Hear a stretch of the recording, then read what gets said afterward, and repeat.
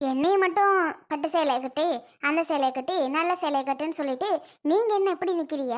கிளம்பலையா இன்னும்? அட அட போங்கங்க, போய் கிளம்புங்கங்க. ஏன்னா மல்லிகா, நானும் உன்ன மாதிரி கிளம்பி போனேன்னா ஏதாவது சந்தேகம் வந்தாலும் வரும். வேணாம் வேணாம், நான் இப்படியே வரேன், ஒன்றும் பிரச்சனை இல்லை. யாரு நம்மளை ஏன் இப்படி வந்திருக்க, எதுக்கு இப்படி எல்லாம் வந்திருக்கன்னு யாரும் கேட்க மாட்டாங்க. நீ நல்லா மேக்கப் போட்டு வரியா, அது போதும் எனக்கு. நான் எப்படி வந்தா என்ன, விடு. அதுக்கு என்ன இப்படியா வருவீங்க? நல்லாவா இருக்கு? அட போங்க, சொல்றத கேளுங்க. யாரும் பாக்குறதுக்குள்ள லவக்குன்னு கிளம்பிடுவோம். அதுக்குன்னு ஒன்றும் இல்லை. யாருக்கும் சந்தேகம் வந்துடக்கூடாது. ஒருவேளை கிருஷ்ணா எதுக்கால பார்த்துட்டான்னா இப்படி கிளம்பி போறத பார்த்தா, இப்ப பாக்காட்டி கூட ஏம்மா நம்ம சொந்தக்கார வீட்டில் ஒரு இதுப்பா பசியத்தி விட்றேன் உங்க அண்ணிய அப்படின்னு சொல்லிடலாம். யாரு கேட்டாலும் அப்படி சொல்லிடலாம். சொந்தக்கார வீட்டில் கல்யாணம், காது குத்து, சடங்கு, அங்கே பசி ஏற்றிவிட போறேன் அப்படின்னு என்னைய பார்த்தா சந்தேகம் வராதுல, நான் கிளம்பல. ஆனா இப்ப நானும் வேட்டி சட்டை கட்டிட்டு உன் கூட இதாக வந்தேன்னு வை, கண்டிப்பா சந்தேகம் வரும். ஒருவேளை நான் அங்கதான் போறேன்னு எல்லாரும் நினைச்சிருவாங்க. அதுக்கு தான் வேண்டாம், விடு. என்ன, சரியா? ஓ, உங்க ஐடியா வாக்கும் இது. நல்லா தான் இருக்கு. ஏங்க, எதுக்கு அருவிக்கிட்ட ஒரு வார்த்தை சொல்லிட்டு போயிடுவோமா? எங்கே போனாலும் அருவிகிட்ட சொல்லாமல் நான் போகவே மாட்டேன். நான் பாட்டுக்கு சொல்லாமல் போனால் அருவி எதுவும் கோச்சிக்கிட்டான்னா, என்னக்கா போனது தெரியாது, நீங்கள் வீட்டில் இருந்தீங்கன்னு தான் நான் நினச்சேன். ஏதாவது எப்போமாவது வந்து வந்து கேட்பா, அக்கா அது வேணும் இது வேணும், அது செஞ்சு கொடுங்க, இது பண்ணி கொடுங்கன்னு. அப்படி சொல்லாமல் போனால் நல்லா இருக்காதுங்க. அவள் தப்பாக எடுத்துக்குவா. ஏன்னா எப்போவும் சொல்லிட்டு இன்றைக்கி சொல்லாமல் போனால் தப்பாயிரும்ல. அவகிட்ட ஒரு வார்த்தை அங்கே போகிறேன் இங்கே போகிறேன்னு ஏதாவது ஒன்று சொல்லிட்டு வந்துடுவா. என்ன மல்லிகா, யாருக்கும் தெரியாம நாம கிளம்பணும்னு நினைச்சிட்டு இருக்கோம். அறிவு இல்லாம பண்ணிட்டு இருக்கா. கிளம்பிடுவோம், விடு.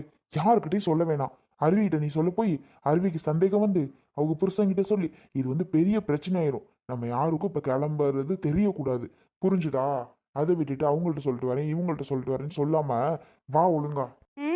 என்னமோ பண்ணுங்க, தெரியாம எப்படிங்க போயிரும். இதெல்லாம் தெரியக்கூடாதுன்னு தான் நான் சொல்றேன். அக்கா, ஐயோ, நீங்களும் எங்கேயும் கிளம்பி இருப்பீங்க போல. நான் கிளம்பிட்டு உங்ககிட்ட சொல்லணும்னு நினைச்சா நீங்க கிளம்பிட்டீங்களாக்கா? எங்கக்கா போகும்போது எங்கன்னு கேட்கக்கூடாது, ஆனால் கேட்காம இருக்க முடியல. எங்கக்கா கிளம்பிட்டீங்க? நான் வேற தம்பியை தூங்க போட்டேன். சரி, உங்களை பார்த்துக்க சொல்லிட்டு நம்ம போயிட்டு வந்துடலாம் அப்படின்னு தம்பியை தூங்க போட்டேன். கடைசியில் நீங்களே கிளம்பி தான் நிற்கிறீங்களா? சரிக்கா, சரி, தம்பியை நான் தூக்கிட்டே போகிறேன். அப்புறம் என்ன பண்ணுறது? ஏங்க, தம்பியை நான் தூக்கிட்டே வந்துடுவா? அக்காவும் கிளம்பிட்டாங்க. வீட்டில் வச்சுட்டு போனால் சரி வராது. பவையும் ஐஷும் பார்த்துக்கிறாள்களோ என்னமோ, தூக்கிட்டே போயிடுவோங்க. சரி அருவி, தூக்கிட்டே வா, பாவம். அருவி, நான் போறது இருக்கட்டும். ஆமா, நீயும் கிருஷ்ணாவும் எங்க கிளம்பிட்டீங்க? அக்கா, அது அது அக்கா, அது அனி வெட்டிங் டே வருதுல்ல, அதுக்கு சாரி கேட்டுட்டே இருந்தா. அதான் சரி, ஒரு சாரி கூடவா நம்மளால எடுக்க முடியாது. சரி, கூட்டிட்டு போய் ஒரு சாரி தானே எடுத்து கொடுத்துருவோம் அப்படின்னு. அப்ப எனக்கு பிடிச்ச மாதிரி தான் எடுக்கணும், நானும் கூட தான் வருவேன் அப்படின்னு ஒரே பிடிவாதம். சரி கிளம்புமா தாயே, கூட வா, உன்னை கூட்டிகிட்டே போய் எடுத்துருவோம் அப்படின்னு சொல்லி அவளையும் கிளம்ப சொல்லி இப்போ கூட்டிகிட்டு போகிறேன். பார்த்து ஒரு நல்ல சேலையாக எடுத்துகிட்டு வந்துடுவோம் அப்படின்னு. ஆமாம், அப்புறம் நாளை பின்ன எனக்கு அது வாங்கி தந்தியா, எனக்கு இது வாங்கி தந்தியான்னு ஏதாவது புறணி சொல்ல ஆரம்பிச்சிருவா. காதில் கேட்க முடியாது. அதனால தான் நீ கிளம்பு வருவி, நான் கூட்டிகிட்டே போகிறேன்னு அவளையும் கிளம்ப சொன்னேன் அண்ணி. வேற ஒன்றும் இல்லை, நாங்கள் போயிட்டு வந்துடுறோம், குழந்தைய பார்த்துக்கிறீங்களான்னு தான் சொல்லத்துக்கு உங்ககிட்ட வந்தா. நீங்கள் ஆல்ரெடி எங்கேயோ கிளம்பி நிற்பீங்க போல. என்ன பண்ணுறதுன்னு தெரில. போகும்போது எங்கே போகிறீங்கன்னு கேட்கவும் கூடாது. சரி பரவாயில்ல. கிருஷ்ணா, எங்க சொந்தக்கார வீட்டில் அது சடங்கு கிருஷ்ணா. எங்க அம்மா இருக்கே அம்மா, எங்க அம்மாவோட மாமா இருக்காங்களே, எங்க அம்மாவோட மாமா இல்லை, என்னையோட மாமா, அவங்க வீட்டில். அக்கா, பத்திரிக்கையே வரல, அதுக்குள்ள என்னக்கா? பத்திரிக்கை ஒரு நாள் கூட ஒரு பத்திரிக்கையும் யாரும் கொண்டுட்டு வந்து வைக்கல. நீங்க என்ன சடங்குன்னு பொய் சொல்றீங்களா? அம்மா, என்னம்மா நீ? அக்கா போய் பொய் சொல்லுவேனா? சொல்லு, அக்கா போய் பொய் சொல்லுவேனான்னு கேட்டேன். என்ன பேசுற நீனு? நான் எதுக்கு அக்கா வாங்கிட்ட போய் பொய் சொல்ல போறேன்? உண்மைக்குமே தான் சடங்கு தான். போயிட்டு வந்துடுறேன்.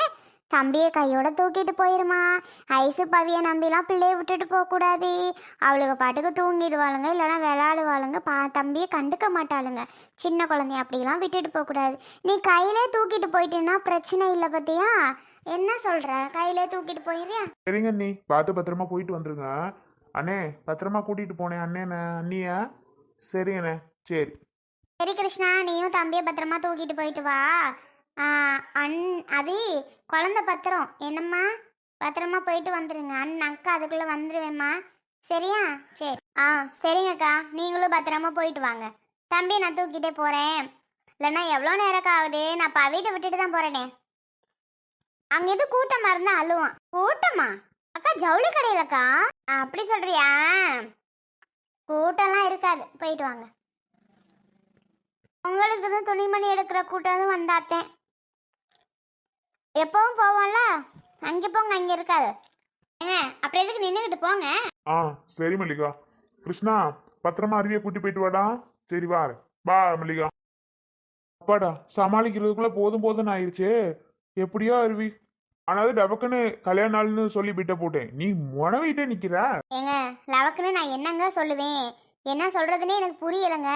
என்ன போ உன்னெல்லாம் வச்சுட்டு ஒரு இது நான் காரியத்தை நடத்தணும்னா முடியாது போல. நான் என்னங்க பண்ணுவேன்? பயமா இருக்கு. எதுலையா சொல்லி மாட்டிக்கிறோமோ என்னமோ. நீங்க சொல்லிச்சிருவிய அப்புறம் என்னைய? எனக்கு தேவையா? அதான் பேசாம நின்னே. பயம்தான், ஒரு பயம். நீங்க வாட்டுக்கு என்னைய திட்டி விட்டா நான் என்ன செய்ய? என்கிட்ட நீங்க சொல்லிட்டிய. அருவி கொஞ்ச நேரம் ஆகட்டும், வெயிட் பண்ணு. அவங்க முன்னைக்கு போயிடட்டும். அவங்க பஸ் ஸ்டாண்டில் நிற்கிறப்ப நம்ம போகிறதுக்கு அடைக்கி நேராக போவோம். ஒருவேளை ரைட் சைடு திரும்பினாலும் கண்டுபிடிச்சாலும் பிடிச்சிருவாங்க. என்ன இந்த பக்கம் போகிறாங்க மண்டபம் சைடுன்னு. அதனால பெரிய பிரச்சனை. இரு வெயிட் பண்ணு. அவங்க முன்னைக்கு கிளம்பிடட்டும், பிறகு நம்ம மெதுவாக போகலாம். புரிஞ்சுதா? ஏங்க நானும் இதை தாங்க சொல்ல வந்தேன். ஆளுக்கு முன்னாடி நீங்க சொல்லிட்டீங்க. உண்மைக்குமே நான் இதை தாங்க சொல்ல வந்தேன். அப்பாடா. ஆமாம், இப்போ மட்டும் ஆளுக்கு முன்னாடி நான் சொல்ல வந்தேங்கன்னு சொல்லு. சொல்லும்போது என்ன சொல்றதுன்னே தெரியாம முழிச்சுக்கிட்டு நிக்கிறா. இப்போ மட்டும் ஆளுக்கு முன்னாடி சொல்ல வந்தாலாம். போடி அங்கிட்டு வந்துட்டா. இப்போதான் ஆளை பாரு, ஒன்றும் தெரியல சொல்றதுக்கு. இப்போதான் ஆளுக்கு முன்னாடி சொல்ல வந்தாலாம். உங்களை மாதிரி டக்குன்னு என்னால் யோசிச்சு சொல்ல முடியல. கல்யாண நாள் வர்றதை மறந்துட்டேன். ஆனால் நான் ஏதோ அடம் பிடிக்கிற மாதிரியெல்லாம் சொல்கிறீங்க. சேலை கேட்டு என்னைக்குங்க நான் சேலை கேட்டு அடம் பிடிச்சேன் உங்ககிட்ட?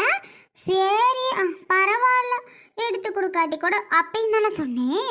எனக்கு வேணும், இப்போவே வேணும், எனக்கு சேலை வந்தே ஆகணும், தந்தே ஆகணும் நான் சொன்னேன் உங்ககிட்ட. என்னமோ நான் சொன்ன மாதிரி மல்லிகா காட்ட இவ அடம் பிடிக்கிறா, இவ கேட்குறா, அவ அதை பண்ணுற இதை பண்ணுறான்னு என்னை போட்டு கொடுத்துட்ருக்கீங்க. பிறகு நான் டென்ஷன் ஆகிடுவேன். பேசாட்டுக்கு இருந்துக்கோங்க. சரி இப்போ என்ன, கோவப்படாத, விடு விடு. இப்போ ஒன்றும் பிரச்சனை இல்லை, விடு. ஐயோ அடடடடா, இவ ஒருத்தி எதுக்கு தான் அழுகிறானே தெரியல. ஏன்டி இப்போ நீ அழுதுகிட்டு இருக்க திரும்பிக்கிட்டு? எதுக்குடி இப்போ அழுகிற? என்னடி நடந்து போச்சுன்னு அழுகிற? சொல்கிறதே கேட்க மாட்டியா? பெத்த ஆத்தா நான் உசுரோட இருக்கேன்ல, நான் இருக்கிறேன்ல, என் பேத்திக்காரியை என் மடியில் வச்சு காது குத்த தான் உட்காந்துருக்குறல்ல. என்னத்துக்குடி நீ இப்போ அழுகிற திரும்ப திரும்ப? எனக்கு கோவம் வருது அஞ்சலி. பேசாட்டுக்கு இருந்துக்க. நான் தான் அப்பவே சொல்லிட்டேன், நான் பெற்றது ஒரு பிள்ளை தான், எனக்கு எந்த பிள்ளையும் கிடையாதுன்னு நான் அப்பவே உன்கிட்ட சொல்லிட்டேன். திரும்ப திரும்ப என்னை கோபப்படுத்தி பார்க்காத அஞ்சலி. அம்பிடுத்தேன் பாருங்க ஐயரே, இந்த அநியாயம் பண்ண நான் என்ன ஐயரே பண்ணேன்? என்னால் முடிஞ்ச சீர்வரிசை சந்தாருங்க அங்கே இருக்குது, அம்புட்டு பண்ணி வச்சுருக்கேன் ஐயரே. எல்லாம் சீர்வரிசை என்னால் முடிஞ்சதை நான் பண்ணி வச்சுருக்கேன். அழகு போல் பண்ணிட்டேன். அவங்க கூட 3 பேரும் சேர்ந்து பண்ணினா கூட இந்த அளவுக்கு சீர்வரிசை பண்ணுவானுவானா கூட தெரியல ஐயரே. அந்த அளவுக்கு பொறுமையாக பக்குவமாக பண்ணி வச்சுருக்கேன். இவளுக்கு அது புரியுதா? அறிவு கட்டவளுக்கு புரியவே இல்லை ஐயரே, புரியவே இல்லை. கிறுக்கி மாதிரி அழுகிறா, கிறுக்கி மாதிரி பண்ணுறா. எனக்கு என்ன சொல்கிறதுனே தெரியல. நீங்களாவது எடுத்து சொல்லுங்களேன் இந்த இவகிட்ட, மவகாரிக்கிட்ட. அன்னைங்க 3 பேர் இருக்கிறாங்க ஐயரே. இருந்து என்னத்துக்கு? நான் பெற்றதை நான் என் கதையை சொன்னேன்னா நீங்கள் ரொம்ப கேட்டு உங்களுக்கே வருத்தப்படுவீங்க. அந்த அளவுக்கு என் கதை போயிட்டுருக்குன்னா பார்த்துக்கங்க. இருந்து என்னத்துக்கு? எவன் இருந்து என்னத்துக்கு ஐயரே? அவகிட்ட சொல்லுங்க. பிள்ளைக்கு காது குத்துற நேரத்தில் உன் புருஷனை கூப்பிடுறி பக்கத்தில் இங்கே வந்து நிற்க சொல்லுடி, போட்டோ எடுப்பாவல்ல. ஓமா, என் 3 அண்ணங்களும் இப்படி சபை நிறைய, என் 3 அண்ணிகளும் இந்த மேடை ஃபுல்லாக வந்து நின்னாங்கன்னா எப்படி இருக்கும் தெரியுமா? எப்படி இருக்கும் தெரியுமா? அப்படி கண்கொள்ளா காட்சியை நான் பார்த்துட்டு இருந்திருப்பேன். யாருமே இல்லாமல் அனாத மாதிரிலாம் நிற்கிறேன். இப்போ என் கூட பிறக்கிறதுக்கு 3 அண்ணையும் இருந்து யாருமே இல்லாமல்லாம் இருக்கிறேன். அதை நினச்சா தானே எனக்கு இப்போ ரொம்ப கவலையாக இருக்குது. நீ சொல்லுவ, எனக்குள்ள வேதனையாக இருக்குது. அதுக்கு இப்போ என்னங்கிற? இப்போ என்னங்கிற? ஏம்மா அஞ்சலி, இங்கே வர்றி, மல்லிகா வந்துட்டா பார்த்தா? ரொம்ப விரப்பு வீராப்ப வர முடியாது, வைக்க முடியாது, நான் என்னத்துக்கு வரணும் அப்படி இப்படின்னு பேசுனீங்க நீ உன் புருஷன் எல்லாம். இப்போ என்னத்துக்கு வந்து நிற்கிறியா? அண்ணி, அண்ணன் எங்க அண்ணி? நீங்கள் மட்டும் தான் வந்திருக்கீங்களா? அண்ணி என்ன அண்ணி இதெல்லாம்? பிள்ளைங்களை கூட்டிகிட்டு வரலையா? கூட்டி வரலையா அண்ணி? எங்க என் அண்ணி? அண்ணே வரல. அழுகாத. ஏன் நான் வரக்கூடாதாக்கும்? வந்ததுதான் அப்ப உங்களுக்கு குறையா போச்சா? ஏன் நான் என் நாத்தனா வீட்டுக்கு நான் வந்திருக்கேன், உங்களுக்கு என்ன? வாய் மட்டும் வக்கனையா பேசுவேன். இந்த வாயெல்லாம் உனக்கு எங்க இருந்து தான் வருதோ தெரியலம்மா. வாயின்னா வாய் ஊறுபட்ட வாயுமா. ஆமா அப்படிதான் பேசுவேன், அதுக்கு மேலேயும் பேசுவேன். அஞ்சலி, உங்க அம்மாவை வாய் மூடிட்டு அமைதியா இருக்க சொல்லு. வந்திருக்கோம், வந்தவங்களை இப்படியா பேசுறது? ரொம்ப பேசுதுமா. அம்மா நீ பேசாம இருமா. என் அண்ணன் நீ வந்ததே போதும். அண்ணன் எங்க? அண்ணே இங்கிட்டு நிக்கிறாராக்கும். இப்ப என்ன மூஞ்சி வச்சுக்கிட்டு இங்க வந்தீங்க ரெண்டு பேரும்? மற்றவங்க எல்லாம் வர முடியாதுன்ட்டாங்களா? உங்களுக்கு மட்டும் எங்கிட்ட இறங்குச்சு மனசு? அஞ்சலி மன்னிச்சிருமா எங்களை. சீரும் சிறப்போட வர முடியாம இப்படி வந்து நிக்கிறானே அண்ணேன்னு நினைக்காதம்மா. இந்த பேச்சுக்கு மட்டும் குறைச்சே இல்லை. என் மவளை தான் ஓரம் கட்டிட்டீங்களேடா அம்புட்டு வேற நின்று. என் மவளை தான் அம்புட்டு வேறு ஓரம் கட்டிட்டீங்களே. அப்புறம் என்னத்துக்குடா பேச வந்தீங்க? சொல்லுங்க, அப்புறம் என்னத்துக்கு பேச வந்தீங்க? அம்மா நீ சும்மா இருமா. என் அண்ணன் நீ வந்ததே எனக்கு போதும். நீ ஏமா திரும்பவும் அவங்கள விரட்டிடுவா போல. என் பிள்ளை ஒரு மாமா மடியிலேருந்து உட்காந்து காது குத்த வேணாமா நான் நினச்சி ரொம்ப வேதனைப்பட்டுக்கிட்டு நின்னேன் இவ்வளோ நேரம். இப்போ எங்கள் அண்ணன் வந்துருச்சு. அண்ணே உட்காருண்ணே, வாணே நே வாணே. நீயாவது வந்தியேனே, போதும்னே. நீ வந்தது எனக்கு போதும், ரொம்ப சந்தோஷமா இருக்கு. நீ வா, பாப்பாவை மடியில் உட்கார வச்சு காது குத்தலாம். இருங்க ஐயனே, வாணே. இல்லம்மா பரவாயில்ல, மூத்த அண்ணன் வரல இல்லையா, மூத்த அண்ணன் மடியில வச்சு உட்கார்றதா வாஸ்தவம். நான் வேண்டாம், நான் வந்து உட்காந்தேன் காது குத்துனா மூத்த அண்ணன் என்ன நினைப்பாரு? யாருக்கும் தெரியாம தான் நாங்க வந்திருக்கிறோம் இங்க. எங்களுக்கு மனசே ஆறல, வந்தே ஆகணும் நாங்க வந்திருக்கிறோம்.